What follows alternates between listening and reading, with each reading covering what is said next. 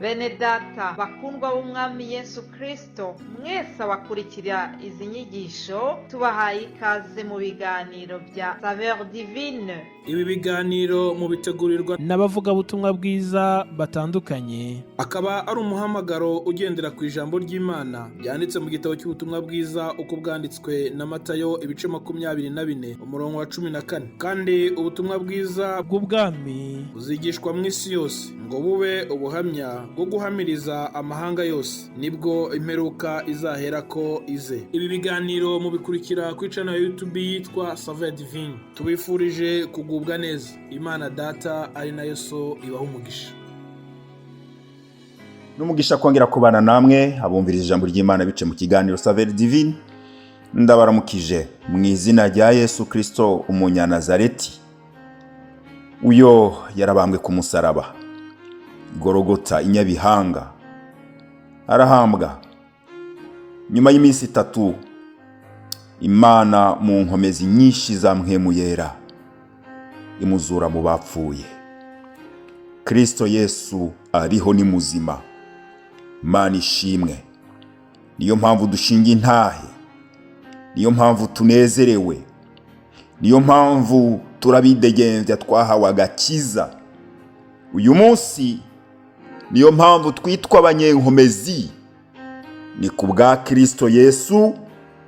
Uyo niwe adutuma tuvuga ijambo ry'Imana ry'ubutumwa bwiza bw'ubwami dushize amanga.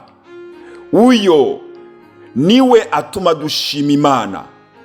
Ibyo dukora byose tubikora ku bwa Kristo kandi dushima Imana. Imana ihabwa icubahiro. Yesu niwe shingiro, niwe rufatiro ibikorwa byose dukorera Imana tukiri mu isi.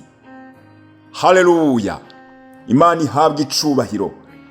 Dusangira ijambo ry'Imana dusanga mu gitabo cy'Abaroma igice 8 umurongo wa 11.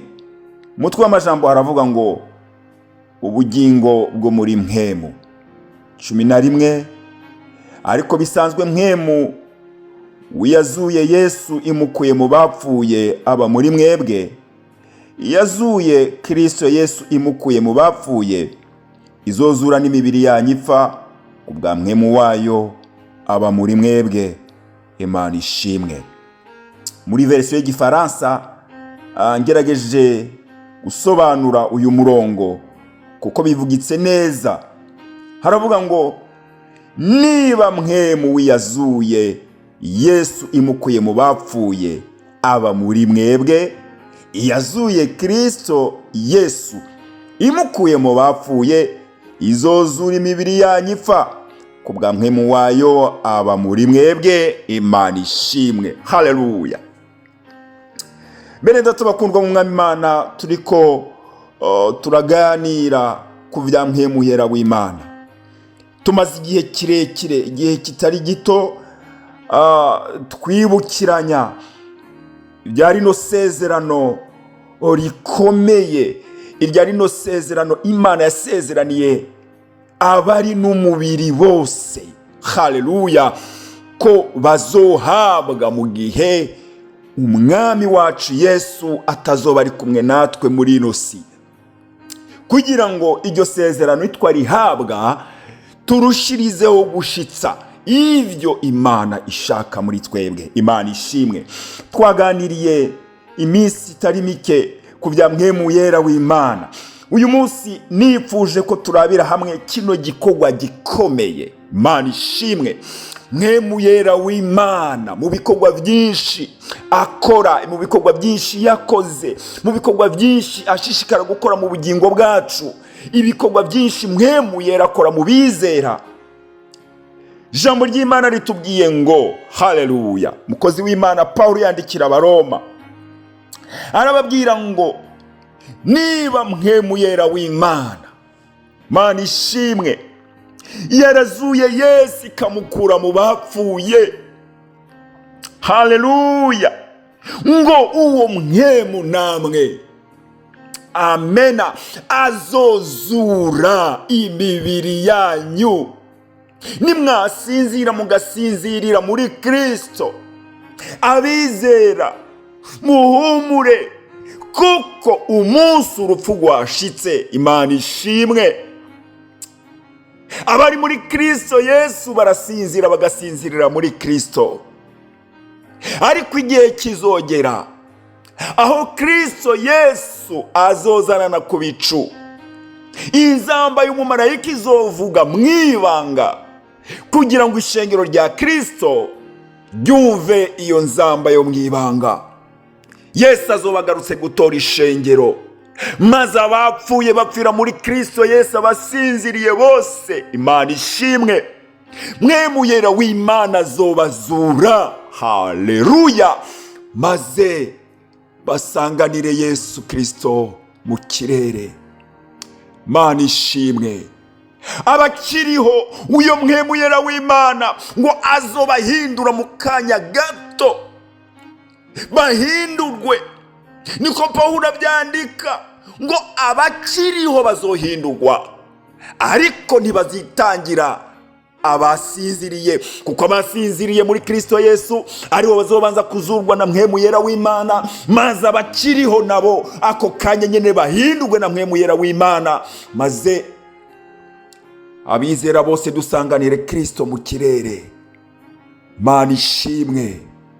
Tujane nawe kuruhuka mu ijuru, atwereke Data kiraba umugeni nakoye amaraso igorogota, raba wa mugeni nabambi w'igorogota, nguyu ndamushikanye.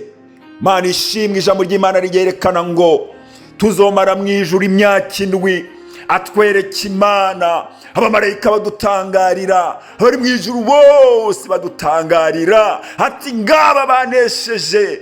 Mana ishimwe. Maze imyaka 7 irangiye tugarukane na Yesu. Oh haleluya. Gutegekana nawe, kuganzanya nawe imyaka 1000 kuri ya ngoma y'imyaka 1000. Mana ishimwe. Dutegekana nawe ingoma y'amahoro, ingoma y'umwami Imana, ingoma itagira umubabaro, ingoma itagira haleluya ugutotezwa, itagira kugwara, itagira kugwaza, itagira gupfusha. Iyo ngoma tuzomarana nayo na Kristo imyaka 1000 hano mu isi. Nyuma yaho habe urubanza rw'iherezo. Shimwa Mana Data wa twese, kuko waduhaye Mwemu Yera. Mana ishimwe. Iyo Mwemu Yera w'Imana yakoze ibikorwa bikomeye.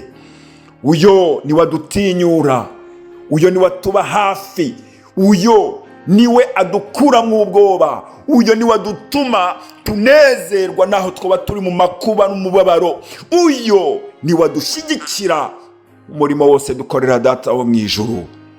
Hirya y'ivyo abizera bose ntibasinzira, abasinziriye mu gihe cyose cyaheze n'abandi bose Yesu agarutse, uyo Mwemu Yera w'Imana niwe azozura abasinziriye muri Kristo Yesu, ngo nkuko ari we yazuye Kristo umwana w'Imana ku munsi ugira gatatu, abatakebwe mu mitima bamaze kumubamba, bamuciriye amaso, amate mu maso n'agasuzuguro kenshi, ariko Mwemu Yera w'Imana mu nkomezi nyinshi, ubushobozi bwinshi butangaje bimenyekana mu isi yose ko Kristo Yesu yatsinze urupfu na kuzimu. Imana ishimwe. Niyo nkuru nziza bene Data, abacu twabuze bagasinzirira umwami wacu Yesu Kristo, ibyizigiro birahari. Mwemu Yera w'Imana azobazura. Oh haleluya. Kandi bene Data duhumure, kuko urupfu ntiridufise ku bushobozi, ahubwo rwaraneshejwe n'inkomezi za Mwemu Yera w'Imana. Mana ishimwe. Bene Data bakundwa b'umwami, Mana ibaha umugisha. Twizigiye Imana y'ubushobozi, twizigiye Imana nyamana, kandi iyo Mana ishobora byose, yatunganije byose. Ushobora kuba bumvise iri jambo ariko utarakira Yesu nk'umwami n'umukiza wawe. Igihe kiracahari. Mwemu Yera w'Imana aracahari. Mana ishimwe, twize ngo uyo niwe atwemeza iby'icyaha, niwe atwigisha, kandi mpwemu yera w'Imana niwe atwihanisha akatwongorera aho twagize intege nke. Birashoboka rero ko wumvise ijambo ry'Imana utarakira Kristo Yesu nk'umwami n'umukiza.